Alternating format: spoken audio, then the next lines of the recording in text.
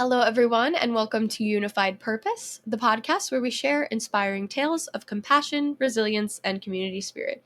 I'm your host, Shannon, and I'm joined here today with a very special guest, Sue Harnett from Rewriting the Code. Thank you so much for joining me today. Oh, it's my pleasure. I'm excited. Yay! I'm excited as well. So, first, let's start out with a little you introducing yourself, maybe differently than I would. Let us know, kind of how you got to this point, and what you're doing now, and all about rewriting the code, anything that you think would be relevant to share. Sure. So I am talking to you from Durham, North Carolina.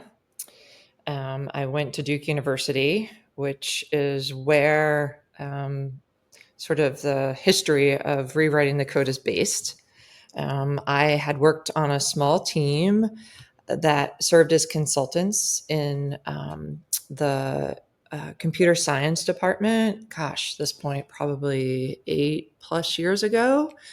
And the work that we were asked to do was to try and understand why so many women come into college and they start taking computer science classes. But after the first course, there's a big drop off. And after the second course, there's usually another big drop off, which leads to women representing only about 1 in 5 of the computer science graduates across the United States.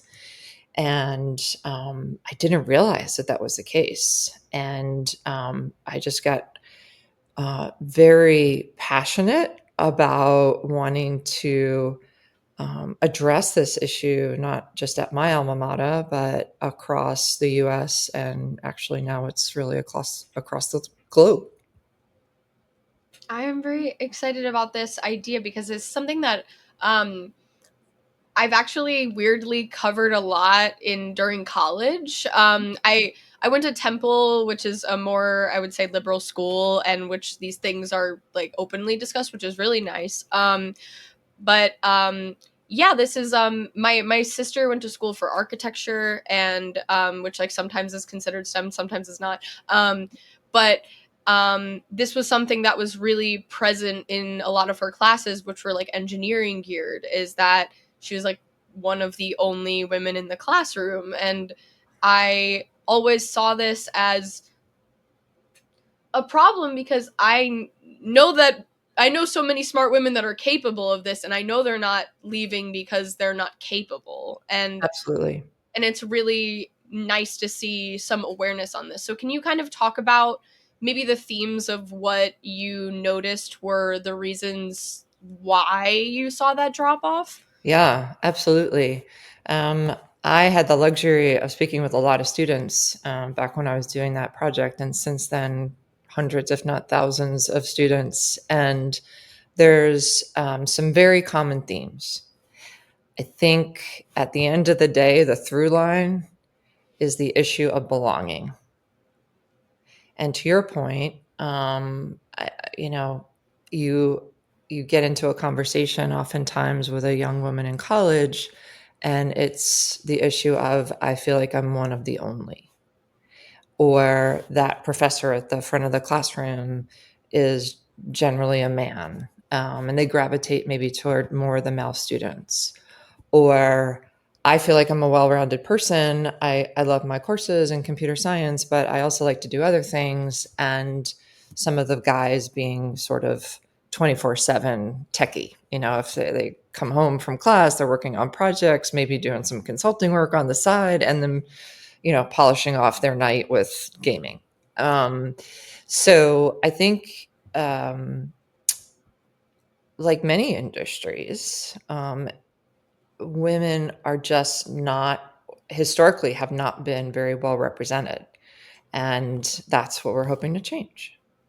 Yeah, I think that's really wonderful because I do think that having a sense of belonging really does contribute in your ability to kind of stick with something, or more or less like the inspiration to stick with something, especially when it's difficult, because there's I talked to many engineering majors at Temple as well, that it's a really tough major, like in comparison to a Absolutely. lot. Not that others are not difficult, but it's something that is more strict and something that there's less room for error in, because there's many things that are more opinion based or like research based that are not necessarily like provable as long as you can, prove it with some kind of evidence. But like something that you need to know that's finite is sometimes a much difficult thing to register than a lot of other subjects. And it's really tough when you don't feel like you're supported in that position. Yeah. And I think this is human nature, right? I almost feel like we're in this big sociology project sometimes where, we as human beings want to be able to connect with people who we share common identities with, whether that be how we grew up or our life experiences or our culture. And we need role models. And I'm a former athlete. And right now, I have to tell you that I am all about Caitlin Clark. I find it fascinating that anyone that you put her name out to seems to know exactly who she is and the impact that she's having on women's basketball across the globe. And what makes me the most excited is are the little girls who are able to see her and say, gosh, I, might watch a NBA game and see LeBron play, but now I actually see a woman who looks like me and other great players in the league who you can identify with. And that's so very important. If you think about it, um, the names that we hear associated with founders and leaders of tech companies sound like Steve and Mark and, names Elon. There's not a lot of Shannons out there and we need more of them. Yeah, it is something. It also makes you believe that it's possible because so much of the world is likely telling you that it's not Mhm. because of the stigma around being a woman. And it like to know and see someone that has achieved it before you or something similar before you gives you that motivation to think, no, I can do this, like just because people are telling me that I can't, or that I'm not as equipped to, or whatever it Yeah. may is, that's gone when you're able to see it for yourself, that that is possible. And there's also the impossible is possible, like not even seeing it, but it's it's better said than done when you don't, have that model to kind of reflect after. Yes, 100%. And the way that we're different and the approach that we took at its foundation is that we are university agnostic. So if you ask a lot of the tech companies where they go, how do you go about identifying potential candidates for internships or jobs? Um, you typically hear a list of like the top 20 ranked computer science and engineering programs, and that's such a tiny subset. And there's a lot of very brilliant men and women that go to universities and colleges all across the US and beyond. And to think that we are focusing on just a very small segment is just fundamentally wrong. There are brilliant people at every school, and we feel that we want to aggregate and provide access to all of the women that we serve and not just a small portion. So, we want to level the playing field by saying, like, oh, that woman who's so hard to find. Well, if you're only going to 20 schools and women are already only 20% of the population, then your chances of identifying a woman are really small. But all of a sudden, we have 37,000 women in our community. So we can take that issue right off the table. Yeah, exactly. There's also, on top of just college students, there's also people that maybe didn't get to go to college, but there's like classes in which they can take, or like certificates that they can get done that like qualify them, if not equally as people that have gone through a very traditional path, that maybe it was just easier for them financially or Sure. whatever it may be, but that doesn't mean that they're not level playing field with other people that had more opportunities. That's 100% correct. Yeah, I love the idea of having like an equal footing, because it is something that a lot of people struggle with, and like I think breaking down that barrier of what people believe is, the top is not necessarily just because of like the best school or whatever, and not to take away from the achievements of people that have been able to reach that point, but it's not always accessible for everyone. Yeah, that's absolutely right. And I found that in my own experience because growing up in New York City as a first gen student, the reason I had the opportunity to attend Duke University was because I uh, was able to secure an athletic scholarship.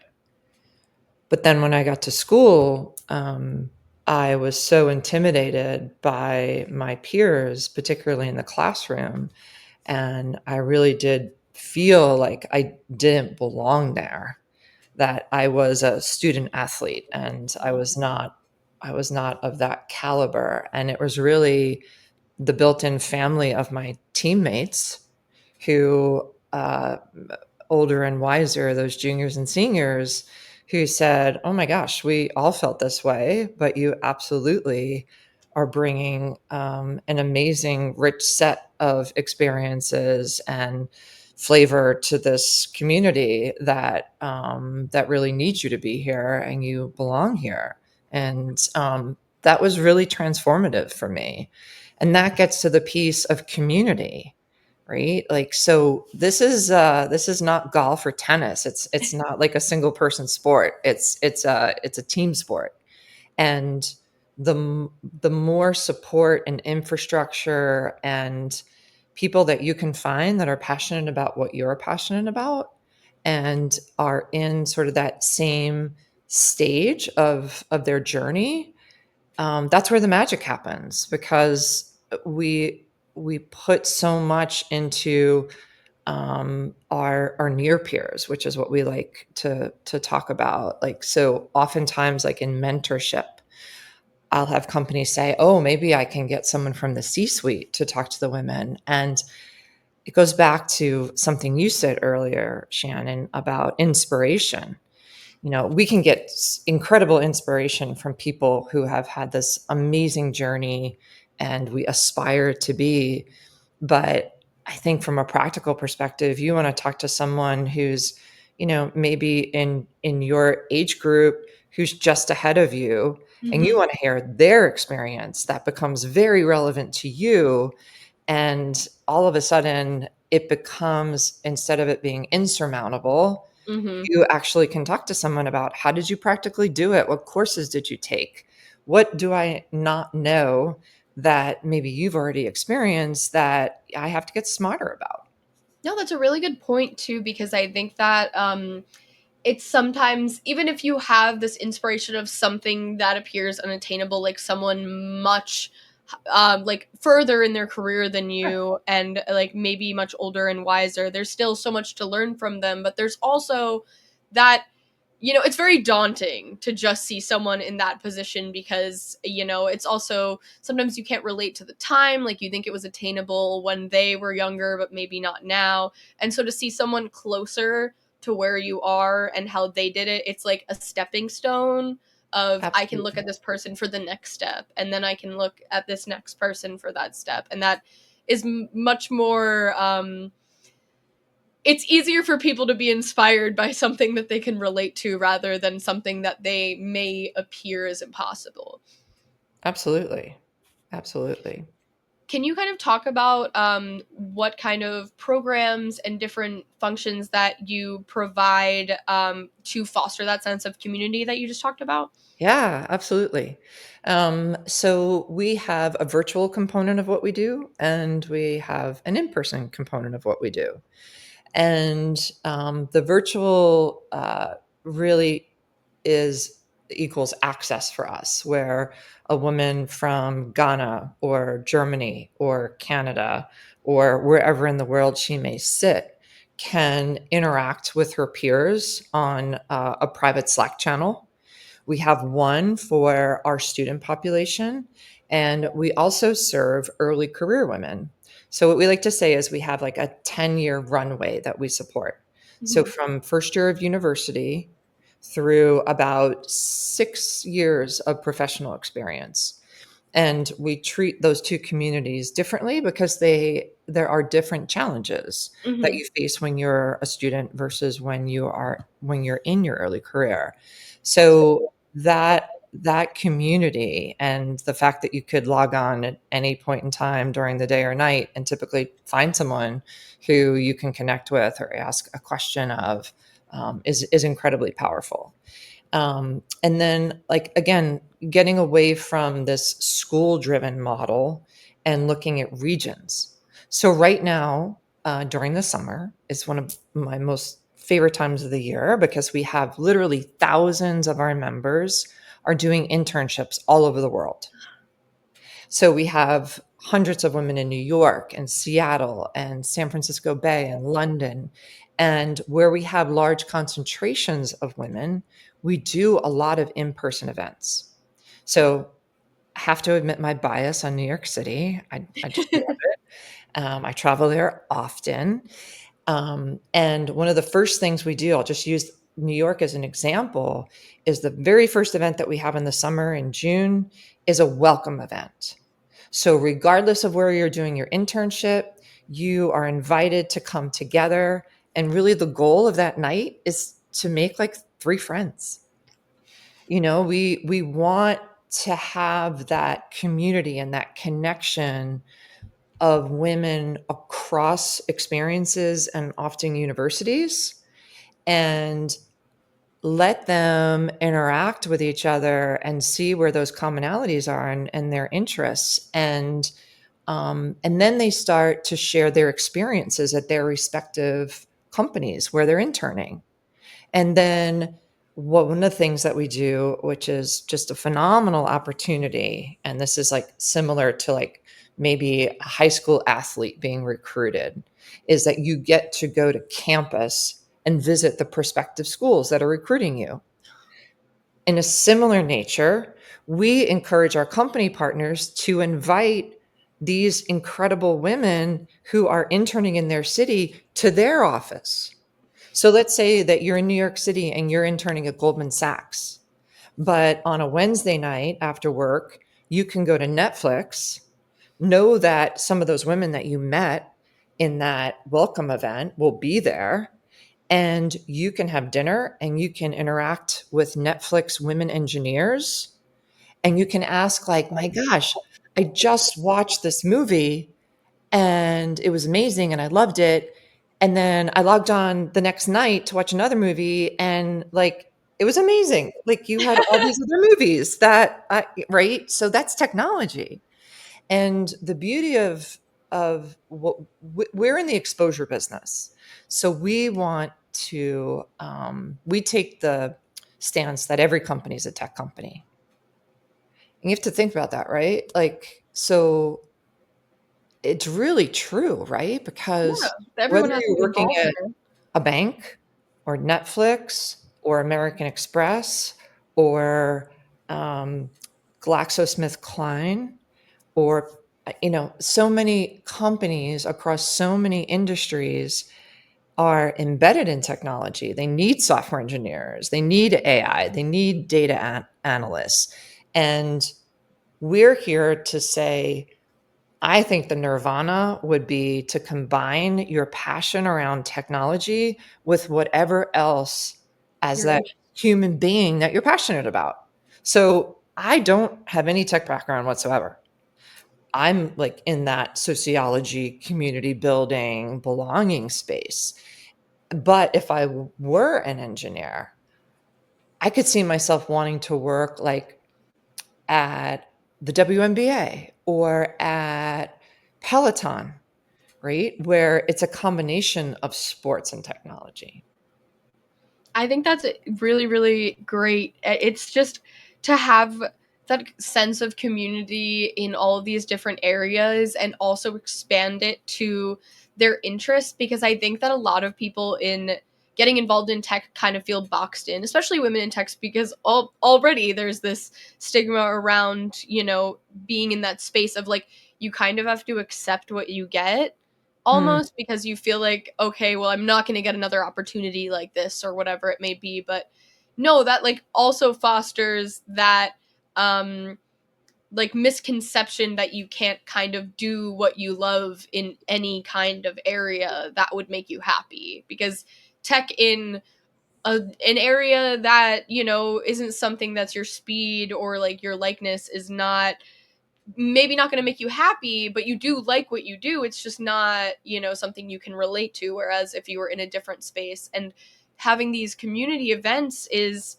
a way to be able to, open doors to get into those spaces. And that's absolutely wonderful. yeah, absolutely. And the companies absolutely love it.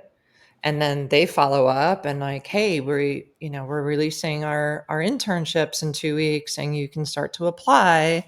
And it's just it's of no fault of young college students and early career professionals. It's you don't know what you don't know. Hmm. And if every company is a tech company, how in the world could you explore that by yourself? So that's where we come in to say, we're aggregators where we contract with a lot of companies so that you could get that behind the curtain look into what is it really like there. You could maybe connect with a near peer who works there and get the down low and make sure that everything the recruiter is saying is true. Hmm. You get to walk through the doors of NVIDIA. So, NVIDIA is one of our longest term partners. I think maybe when we started, I had to explain to students who NVIDIA was. Now they've blown up into, one of the most incredible companies in the world. And last night we had over 50 women walk through the doors of NVIDIA, be able to see, meet, feel the culture, the state of the art building that people work in. That's a game changer. And I feel like, it's almost analogous to like visiting college campuses. Now you're visiting company campuses, and you're like, sometimes you have a really good connection and sometimes you don't. Yeah. And we're all humans, and we all react to things that make us feel welcome, comfortable, that we belong, that if we do go to work there and I am one of the only women on my team, how can I interact with other women in the company? Is there an employee resource group that I could be a part of, or can I get a mentor? And all different types of things like that. Yeah, I really like what you mentioned about like kind of getting a slight understanding of the company culture too, because that is way more important than a lot of people stress, of if you'll be happy in an environment, because a job can look really great on paper, but then you end up working in a space that you're not comfortable or like not optimal in of a worker. And to get an idea of that by getting into that space is exactly like touring a college campus. Like I've toured college campuses where I was like, this is culty. I don't really like this. Like, I'm not a culty person. I don't want to be a part of, like, I don't want this college to be my identity. And like, that Right. was what, like my standings of like what I determined on a college. And I couldn't see that necessarily through like a website, and touring it gives you that kind of, that you have more information. And it's like the same thing with a company, and not many you don't necessarily always get that opportunity. So this is like very great for young people to be able to have a better glimpse into what their future could look like. Absolutely. And I think one of the challenges at the college level oftentimes is that, you are learning um, almost in a bubble of sort of the theory and the background, and all of that is really important. But I think, particularly for women, I find that the application of that technology and how does it impact human beings, make their lives better, or improve a process that's really frustrating, like being able to connect that application. And that's when it really comes to life. And Hmm. that's where you also start to get exposure of what type of role in technology do I want to sit with? Do I want to be a software engineer? Do I want to be a product manager? Different skill sets. Do I Hmm. love to work with numbers? Do I want to be a data analyst? What are those AI roles that are out there? And what do I have to make sure that I'm studying to position myself well to be able to get a role like that? So there are a lot of things that rewriting the code supplies to our membership that is outside their academic pursuits. So we don't teach computer science or engineering, God forbid. What we're doing is we're wrapping all of the success services around that education, right? We have virtual, and the reason they are virtual is the access piece. Hmm. All of our, so we have 2 to 3 online conferences every year. We have one coming up on August the 14th. It That's my is birthday. virtual, it is free. There will be over 25 tech companies there, and there will be about 2,500 to 3,000 graduate and undergraduate women in technology attending. It's an amazing way to learn, like, what is it that NVIDIA does? Or, I thought I wanted to be a doctor. I went into tech, but what are the um, types of healthcare companies where I could work? I could work in a pharmaceutical company. I could work at a Medtronic, which is a medical device company. And, that's the beauty of the exploration and then starting to understand, well, what's the interviewing process like? And that's another thing that most young people don't have um, the opportunity to really learn what these tech companies' processes are for hiring.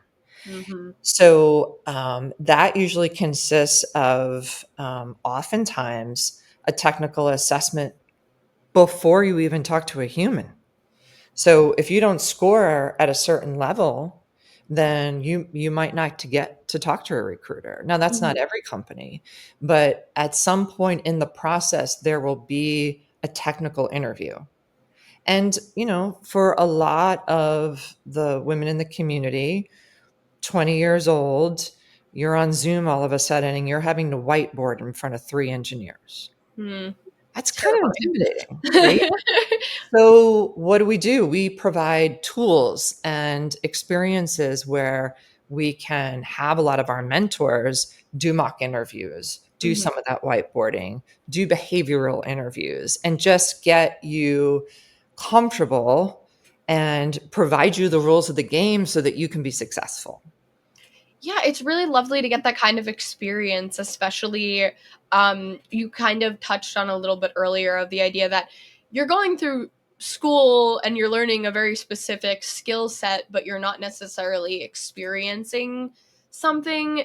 And so everyone's learning kind of the same thing, and you might really enjoy learning it. But then when you're in a very traditional position, like practically after Mm. that, that might not be what you like. Like you might want to apply those skills to a different kind of position, and you might not know what that is, but to be able to get that experience to test things or like talk to people that are in those positions or know someone that's in those positions or different companies and different spaces is like it's hard sometimes to know what you want to do when you have no way of finding it out other than looking it up because you don't know what you don't know, as you said before. It's you might love what you're learning, but you might not know what you want to do with it, and you might have an idea but then you find out you don't want to do that at all.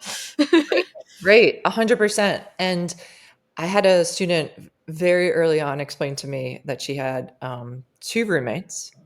One was pre-med and one was pre-law. And everyone kind of knows the process for that, right? I mean, if Mhm. you're pre-law, you go to law school, you have to do these internships. If you're going to medical school, then after medical school, you have to do a residency. And you, even if you're not, deeply in it or know someone in those fields, you have a general idea of the path. And I think technology is so fast and Mhm. moving at light speed. And, now like you can't have a conversation throughout the day where AI doesn't come up. It's a lot of the, I don't know what that path looks like. Do I need to go to graduate school? Mhm. Should I work first? And, yeah, just figuring it all out. So, it takes a village, right? So that's kind of what we do. We have, it's important as well that we offer this program 12 months a year, because at different times of the year there are different challenges that the women are facing, right? Mhm. So this time of year they're immersed in those internships, but as soon as the school starts, which is like in 6 weeks, that's exactly when the technical recruiting process starts. Mhm. There's conferences in person and online and interacting with these tech companies. And on top of that, you're taking some of the hardest courses offered by your university. So Um, it's a lot. And just the moral support and, just having to figure out time management. And if I'm going to be applying to 40, 50, 60 or more internships, how do I do that at the same time that I'm taking data structures and algorithms? Like, it's really hard. no, it is really hard. There are definitely some. Oof, it's definitely harder to um have all of these moving parts in your life on top of like a very difficult course load. So to be able to navigate that and have a community that can help you, manage it is really, really amazing. Is a question out of curiosity. So for like speaking of a community helping you, there are people outside of this community that may not understand the importance of it. Mm, How do you talk to potential allies and mm, people about the importance of this mission and supporting people in this community? Because I know that the community almost exists in spite of people that don't support it, but I'm so sure. curious about like kind of how you discuss this with others. Yeah. And it's such a great question. And there's so many different constituents as part of that question. So, from our perspective, our hope is that students can find us as quickly as they get to campus as possible, right? We think it's really important to have that local community, and almost every campus has some sort of women in computer science or women in tech organization, right? So you get to meet your peers that you share a campus with and you're going to class with.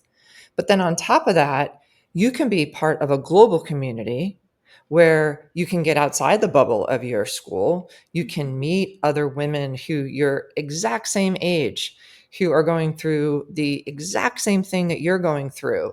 And you, that's where the beauty of flipping the dynamic around from being one of the only to feeling like maybe you're one of many. Mhm. And you feel like you're part of something bigger.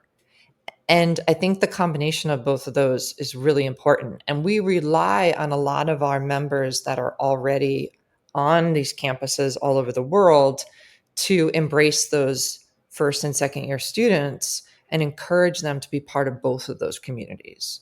So that's one group. The other group that I feel pretty confident in speaking to now are the parents. I have 2 boys. I have one son who is at the University of Colorado at Boulder, and I have another son who is, starting his gap year. He just graduated from high school, Mhm. and I am frozen, and that's crazy looking picture. Ah!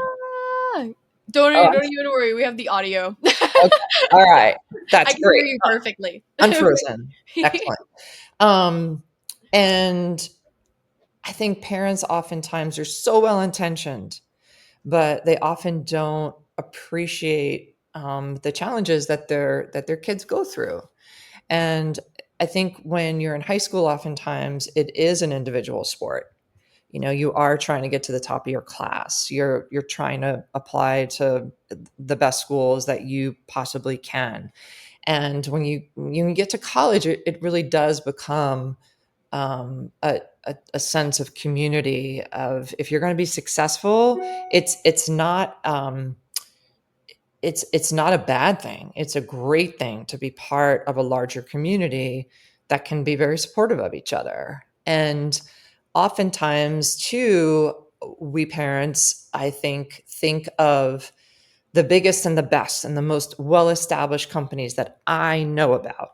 I know about Microsoft and Apple and Netflix and Amazon and all these great places. And because every company is a tech company, and because everyone's different, you know, some people do really well in a large environment and therefore probably working on a very niche challenge. Mhm. And then there's others that want to be at a startup where they get exposed to so many things, but mom and dad have never heard of that Mm. organization before. And they're like, oh my God, and the benefits at Google are crazy. And, you know, so I think a lot of times students need support in trying to talk to their families and understanding. And one of the things that we also pay a lot of attention to in the community is the composition and the groups. I mentioned I'm first gen. About 30% of the members in Rewriting the Code are first gen. Their parents, their families, they love their respective kids, but if you haven't had the experiences, that's where we come in and we try and say like, hey, like we've got a program for students who are like you to be able to talk to other first gen alums or people who are working in these companies who understand your path. One of the first groups we put together was for our Black community. If you look at the statistics for Black, Latina, and Native American women in technology, it's a rounding error. And we have to make sure that we're putting communities together within the community so that folks understand the potential and have role models. And what we found in the Latina community was that from a cultural perspective, oftentimes, and this is a big generalization, but it came up a lot, that engineers were men.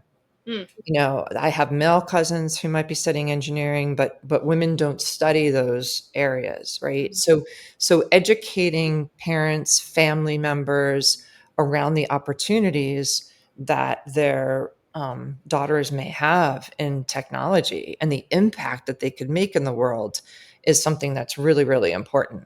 So I feel very emboldened to talk about the fact that being part of something and not doing it on your own is actually braver than trying to do it on your own, and that you definitely are capable, and let's get you in an environment where you can learn from the people who came before you. I think that is a perfect note to end on because it's very wholesome and we are a little over time, but I completely agree and believe in that exact purpose is that like sometimes people just thrive in a more optimal environment and knowing people that are doing something similar to them is so helpful in staying motivated and staying strong in when things are difficult. And I think I definitely mentioned the exact concept before, but it's so true. And to be able to see your organization supporting this so well, i I'm really thankful to be able to get to chat with you today. Oh, it's my pleasure. I love having the opportunity to talk about the women we serve. Thank you so much. And I hope that anyone that could get involved in this community is able to see this and check out their link in the description, as that will be there.